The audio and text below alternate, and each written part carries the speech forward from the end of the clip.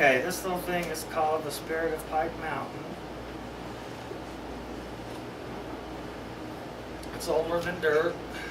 I don't even remember where I published it at.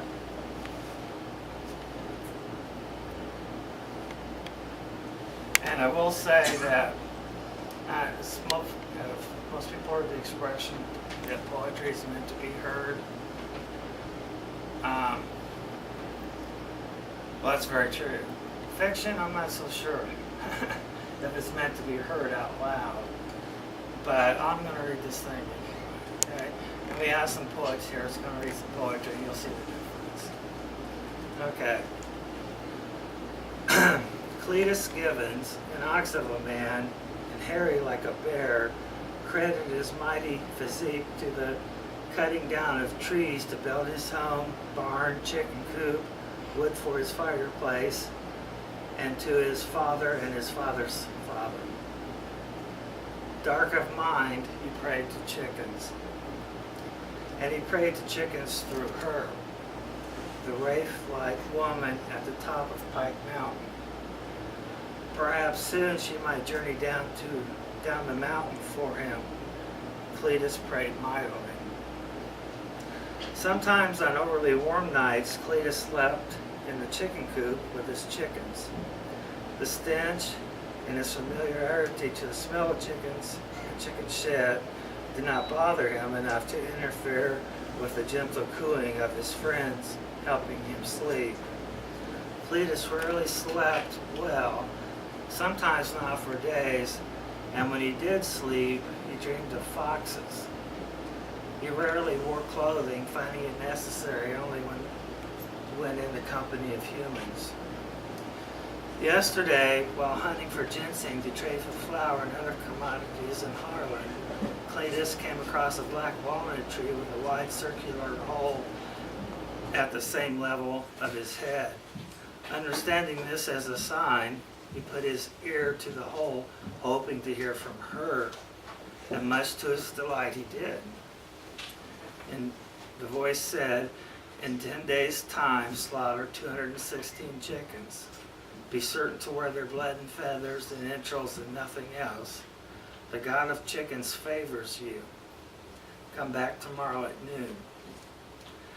As Cletus owned more than 1,000 chickens, this did not seem overly demanding. He ate mostly chicken and fried eggs anyway, only occasionally supplementing his diet with red or wild field garlic, mushrooms, and quickweed. The weather was turning, so a lot of the dead chickens could be stored in the creek or taken into town for sale. This night, sleeping with the chickens, he dreamed of her ethereal figure as she began her journey down Pike Mountain. Cletus awoke, covered with chicken droppings, feathers stuck to the droppings.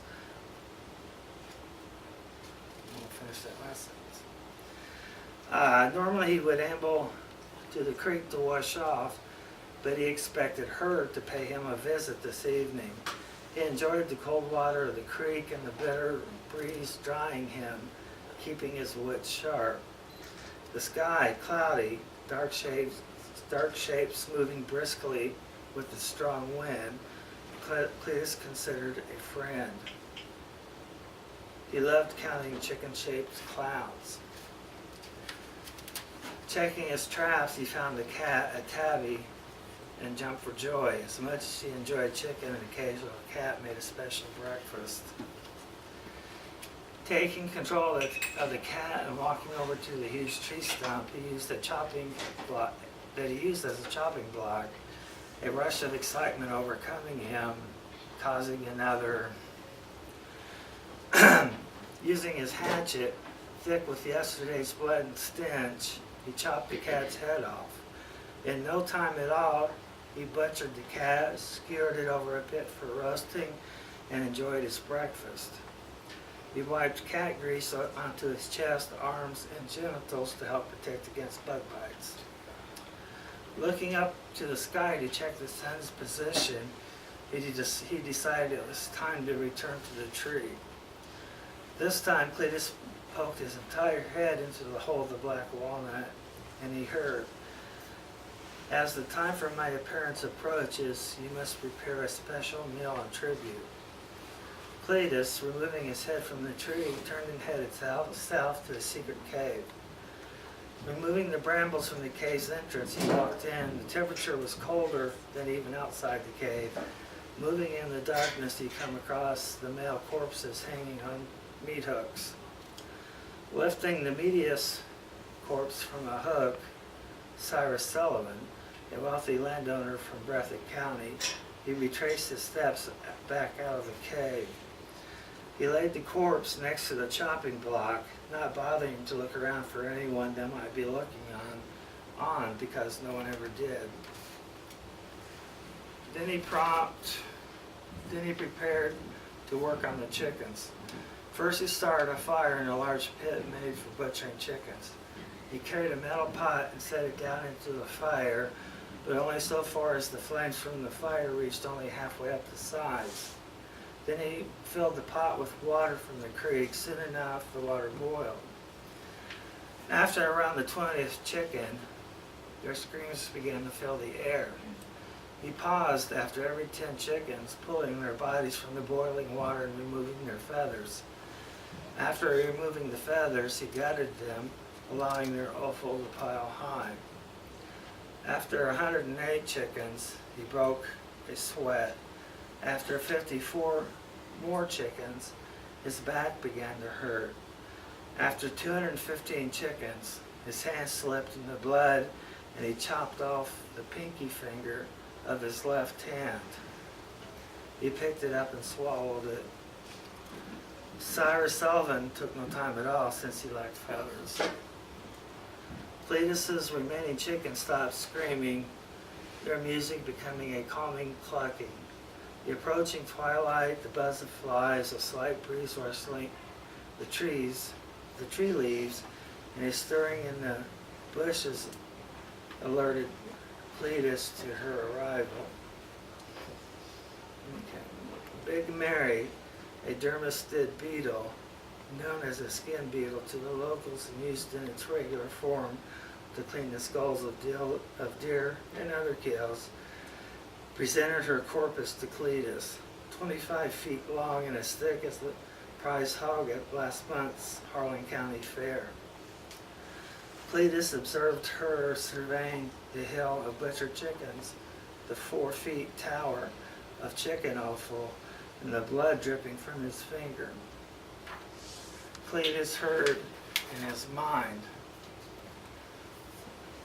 "I'm going to miss old Cletus, but that stump on his hand makes me queasy, and it's so Flannery O'Connor."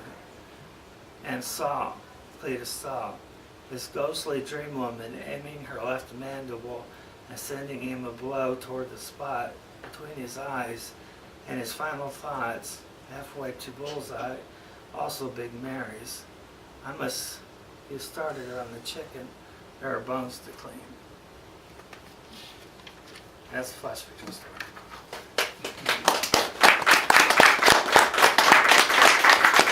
Sorry, what was the name of the story again? The Spirit of Pike Mountain.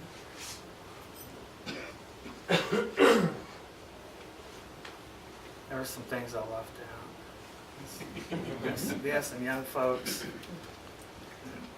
It's mostly horrors for grown-ups, but there are people out there who write young adult horror. And one of a friend of mine, R.J. Sullivan, he's become fairly successful with young adult novels. And my favorite horror writer, Michael Connolly, or John Connolly. Yes, John Connolly. He has a series of young adult horror novels too. But it's nice to have young adult horror too, so that when they grow up, they can read the big people horror. Okay.